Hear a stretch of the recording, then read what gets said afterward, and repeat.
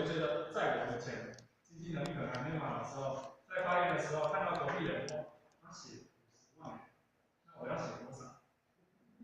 写完之后，发现自己可能我去哪里找那么多钱？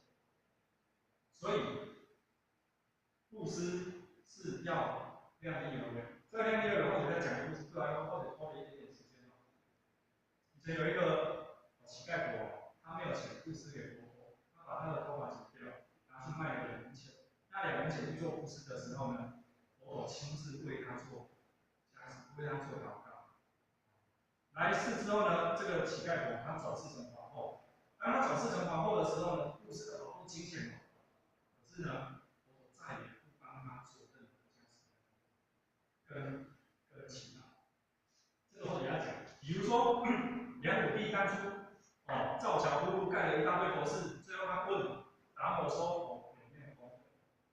达摩跟他说：“你一个功德都没有。”所以这除了量力而为，尽我们的能力以外，我们还有个相关的条件叫做因无所住而生其心。布施出去就不要把它放在心里，为了得到神而来布施，这样你才会快乐。因为当你觉得说我要得到什么才来布施的时候，其实你并没有把内布施的那个布施出来。所以或许会觉得说，内布施、外布施同步进行，两者兼顾，双管齐下，我们才能怎样得到好？这是或许目前自己寻找到的一个解答，但是或许在这个过程的一个心得啦。因为时间也到了，或许就只能报告到这边，谢谢大家。